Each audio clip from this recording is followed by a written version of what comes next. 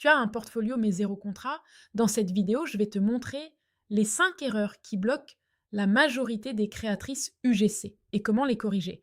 La première erreur qui empêche énormément de créatrices de décrocher des contrats, c'est de confondre UGC et influence. Beaucoup pensent que pour être payé, il faut avoir une grosse audience. Elles se disent: je dois d'abord atteindre 5 000, 10 000 abonnés. Je dois faire des vidéos virales. Je dois être visible. Et du coup, elles passent des mois à essayer de percer sur les réseaux, alors que ce n'est même pas ce que les marques recherchent. L'influence, c'est un modèle basé sur la visibilité. Une marque paie pour accéder à ton audience. L'UGC, c'est totalement différent. Une marque paie pour du contenu qu'elle va utiliser sur son site, dans ses publicités, dans ses emails, sur ses propres réseaux. Elle ne regarde pas combien de personnes te suivent. Elle regarde: est-ce que cette personne s'est créée une vidéo qui donne envie d'acheter? C'est une logique de service.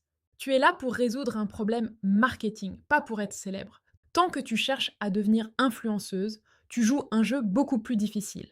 Et surtout, tu te compares à des profils qui ne sont pas dans le même modèle.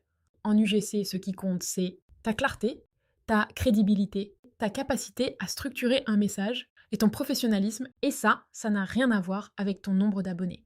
Tant que tu crois que ton problème est ton audience, tu ne travailles pas sur la vraie raison pour laquelle tu ne signes pas de contrat. Les marques ne cherchent pas des créatrices populaires, elles cherchent des créatrices utiles. Je te mets un lien en description si tu veux voir comment avoir tes premiers contrats facilement. Deuxième erreur très fréquente, ton portfolio n'est pas structuré stratégiquement. Beaucoup de créatrices font l'effort de créer des vidéos, mais elles les assemblent sans vraie logique.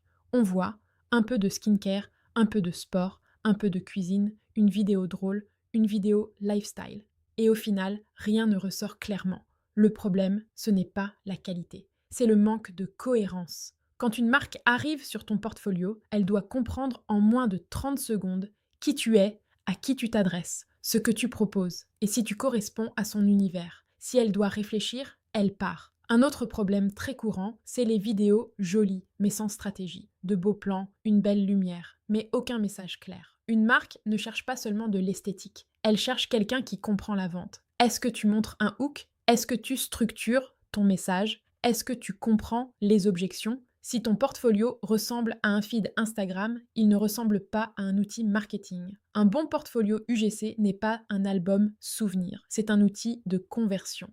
Et tant que tu ne le construis pas comme tel, tu te prives de contrats. Troisième erreur majeure, tu prospectes mal, et souvent tu ne t'en rends même pas compte. Beaucoup de créatrices envoient des messages comme ça: bonjour, je suis créatrice UGC, j'aimerais collaborer avec vous. Ou pire, est-ce que vous proposez des collaborations? Le problème, c'est que tu demandes au lieu de proposer une solution. Une marque ne se réveille pas le matin en se disant: tiens, j'espère qu'une créatrice va me demander un partenariat. Elle se réveille en se disant: comment j'augmente mes réservations? Comment j'améliore mon taux de conversion? Comment je produis plus de contenu? Si ton message ne répond pas à un problème concret, il est ignoré. Deuxième erreur, le copier-coller. Les hôtels et les marques reçoivent des dizaines de messages par semaine. Si ton email pourrait être envoyé à n'importe qui, il n'a aucune chance. Troisième erreur, tu parles trop de toi. Je suis passionné. J'adore votre marque. Je veux me lancer. Une marque ne paie pas ta passion. Elle paie le résultat que tu peux lui apporter. Une bonne prospection, c'est clair, personnalisé, orienté bénéfice, structuré. Tu dois montrer ce que tu proposes, ce que la marque y gagne, comment elle peut utiliser ton contenu. La prospection n'est pas une demande de faveur, c'est une proposition de valeur. Et tant que tu la vois comme une demande, tu te mets en position de faiblesse. Quatrième erreur, tu n'as pas de positionnement clair. Beaucoup de créatrices disent: je fais un peu de tout. Beauté, voyage, sport, cuisine, lifestyle. Sur le papier, ça paraît logique, tu veux maximiser tes chances. Mais en réalité, ça fait l'effet inverse. Une marque ne cherche pas quelqu'un qui peut tout faire.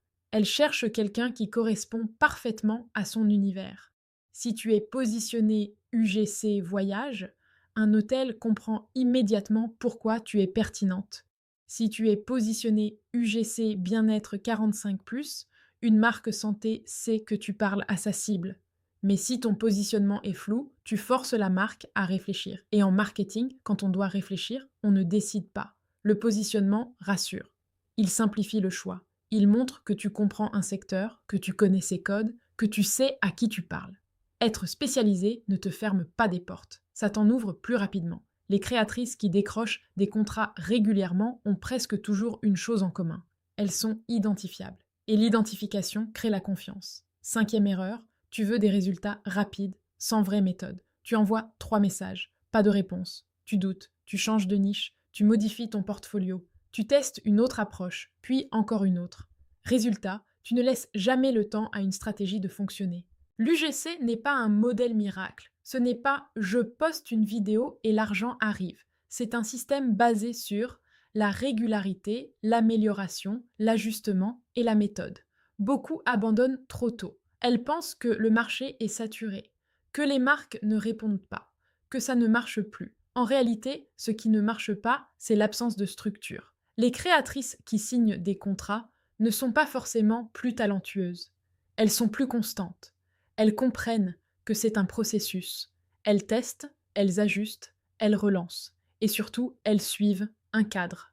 L'UGC récompense celles qui construisent sur le long terme, pas celles qui cherchent un résultat immédiat. Si tu t'es reconnu dans une ou plusieurs de ces erreurs, rassure-toi, ce n'est pas un manque de talent, c'est un manque de structure. L'UGC fonctionne toujours. Les marques cherchent toujours du contenu, les budgets existent toujours.